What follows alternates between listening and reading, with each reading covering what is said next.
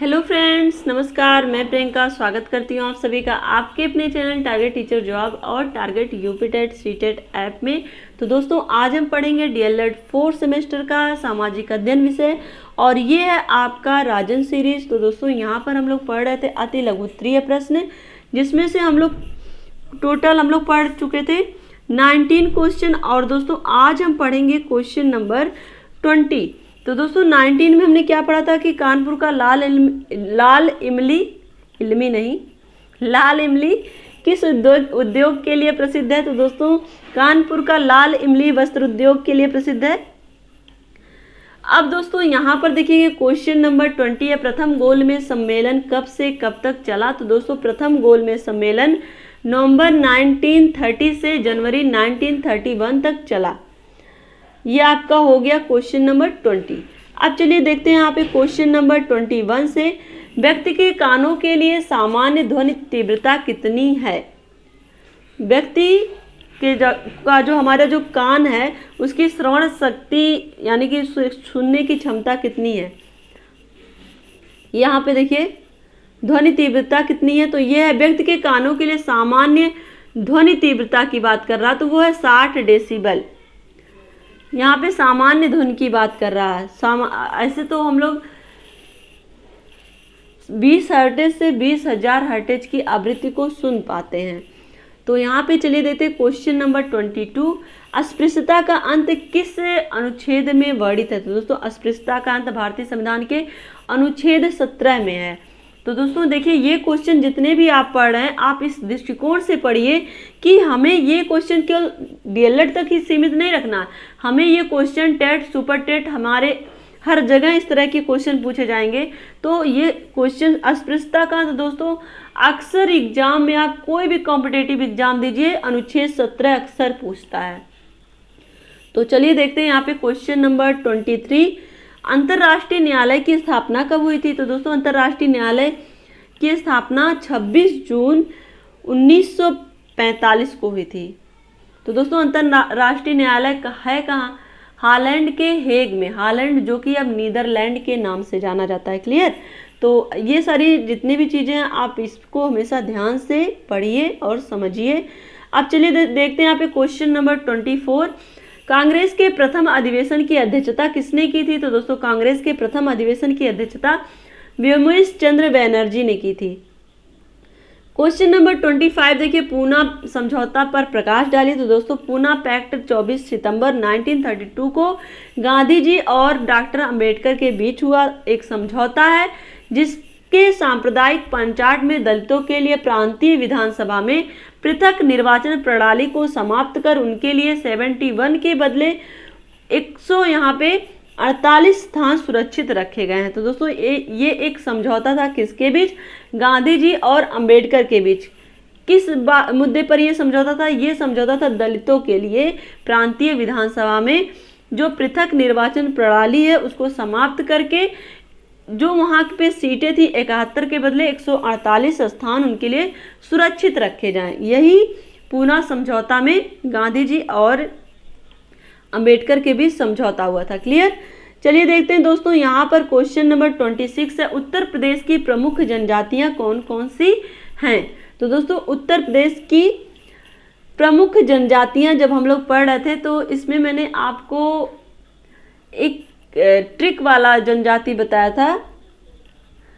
अभी देखिए बताती हूँ मैं, अगर याद आएगा तो।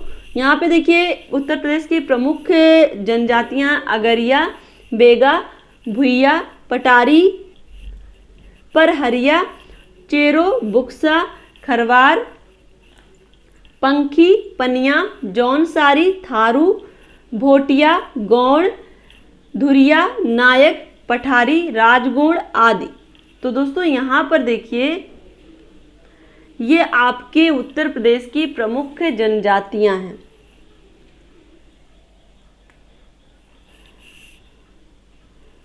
तो अब हम देखेंगे, मुझे अभी याद नहीं आ रहा लेकिन मैंने आपको जब नोट्स बनवाया था तो उसमें ये जनजातियों से संबंधित एक ट्रिक मैंने आपको बताया था, अभी करंट टाइम पे मुझे नहीं याद है। तो दोस्तों, यहाँ पर चलिए, हाँ मुझे याद आ गया, वो था सहरिया बाबू ललितपुर गए। तो सहरिया कहाँ की जनजाति है, वो है ललितपुर यानी कि यूपी की। तो दोस्तों ये ट्रिक था, मुझे याद आ गया। अब चलिए देखते हैं क्वेश्चन नंबर 27। ब्रह्म समाज के प्रमुख सिद्धांत बताइए, या ब्रह्म समाज के सिद्धांत क्या थे। देखिए दोस्तों, ये एक ही क्वेश्चन दो तरह से पूछा है, 2020 और 2016 में। तो दोस्तों ब्रह्म समाज के प्रमुख सिद्धांत है, पहला इसमें देखिए ईश्वर एक है, दूसरा उसकी पूजा के लिए मूर्ति पूजा की आवश्यकता नहीं है, और तीसरा पूजा का अधिकार सभी को है, चौथा आत्मा अजर अमर है, पांचवा ईश्वर कर्मानुसार फल देता है, और यहाँ पे देखिए छठा है ब्रह्म समाज प्रेम और सत्य में विश्वास रखता है, जातिवाद और छुआछूत का विरोधी है। और आपको पता है ब्रह्म समाज की स्थापना किसने की थी, राजा राममोहन राय ने। क्लियर। चलिए देखते हैं दोस्तों, यहाँ पे क्वेश्चन नंबर 28 है, रॉलेट एक्ट कब लागू हुआ। तो दोस्तों 19 मार्च 1919 ईस्वी में रॉलेट एक्ट लागू किया गया, और इसके अनुसार किसी भी संदेहास्पद व्यक्ति को बिना मुकदमा चलाए गिरफ्तार किया जा सकता था, तथा इसके विरुद्ध ना कोई अपील, ना कोई दलील, ना कोई वकील किया जा सकता था। मतलब यहाँ पे कोई भी किसी भी तरह की दलील नहीं वहाँ पे आपकी सुनी जाती, ना ही कोई आपका वकील होता, ना ही कोई अपील। दोस्तों आपको याद है इसी एक्ट के तहत ही जब हम लोग डिटेल में पढ़ रहे थे, सैफुद्दीन किचलू और एक और भी कई नेता थे जिनको गिरफ्तार कर लिया जाता है, और इसके विरोध में ही जो सभा आयोजित की जाती है, और उसी सभा में ही जनरल डायर गोली चलवा देता है। आपको मैंने डिटेल स्टडी में सारी चीज़ें बहुत ही अच्छे तरीके से बताई है। तो दोस्तों जो भी हमारे प्रशिक्षु भाई बहन हैं जिनको अभी डिटेल स्टडी नहीं किए हैं, उनके लिए आप लिंक डिस्क्रिप्शन में है, चैनल के प्लेलिस्ट में भी सारे वीडियोज आपको मिल जाएंगे सीरियल वाइज, तो आप उससे ज़रूर स्टडी करिए, आपको बहुत अच्छा लगेगा। तो चलिए देखते हैं दोस्तों आगे हम लोग। क्वेश्चन नंबर 29 है, खिलाफत आंदोलन से आप क्या समझते हैं।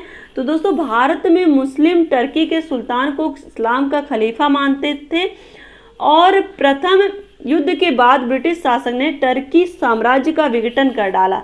इससे भारतीय मुसलमान जो थे वो नाराज हो गए, अतः भारतीय मुसलमानों ने खिलाफत आंदोलन शुरू कर दिया। क्लियर। तो चलिए देखते हैं दोस्तों, यहाँ पे नेक्स्ट है क्वेश्चन नंबर 30, जेट वायुधारा किसे कहते हैं। दोस्तों वायुमंडल में बहने वाली तेज हवाएं जो पश्चिम से पूर्व की ओर बहती हैं वो जेट वायुधारा कहलाती हैं। दोस्तों इसको भी मैंने बहुत ही अच्छे से समझाया था आपके फिगर मेंटेन करके। और दोस्तों यहाँ पर देखिए क्वेश्चन नंबर 31 है, रामकृष्ण मिशन की स्थापना किसने की थी। तो स्वामी विवेकानंद जी ने रामकृष्ण मिशन की स्थापना की थी। यहाँ पे देखिए क्वेश्चन नंबर 32 है, गांधी जी ने असहयोग आंदोलन किस वर्ष प्रारंभ किया था। तो 1920 में असहयोग आंदोलन प्रारंभ किया था। स्वराज हमारा जन्म सिद्ध अधिकार है, इसे हम लेकर रहेंगे, ये किसका नारा था। तो ये था पंडित बाल गंगाधर तिलक जी का। यहाँ पे देखिए क्वेश्चन नंबर 34 है, होम रूल आंदोलन के प्रमुख नेता कौन थे। तो बाल गंगाधर तिलक और Shrimati Annie Besant home rule आंदोलन के प्रमुख नेता थे। यहाँ पे क्वेश्चन नंबर 35, भारत छोड़ो आंदोलन कहाँ से प्रारंभ हुआ था। तो ये प्रारंभ हुआ था बम्बई से।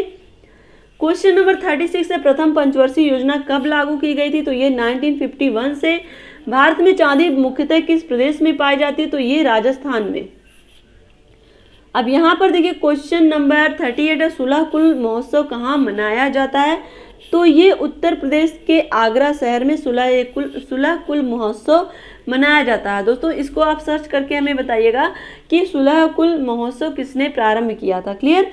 क्वेश्चन नंबर 39 है, उत्तर प्रदेश की राजकीय पक्षी कौन है। तो ये सारस है। क्वेश्चन नंबर 40 है, विश्व ओजोन दिवस कब मनाया जाता है। तो ये 16 सितंबर को मनाया जाता है। तो दोस्तों आज के लिए बस इतना ही है। वीडियो को लाइक करिएगा, अपने दोस्तों के साथ शेयर करिएगा, और अगर आप चैनल पे नए हैं तो प्लीज़ चैनल को सब्सक्राइब जरूर कर लीजिएगा। और इसी तरह से आप अपनी मेहनत जारी रखिए, अपना ध्यान रखिए, अपनों का ध्यान रखिए, अपने आसपास सफाई रखिए। हमसे जुड़ने के लिए बहुत बहुत धन्यवाद। Take care, bye bye, love you all, जय हिंद।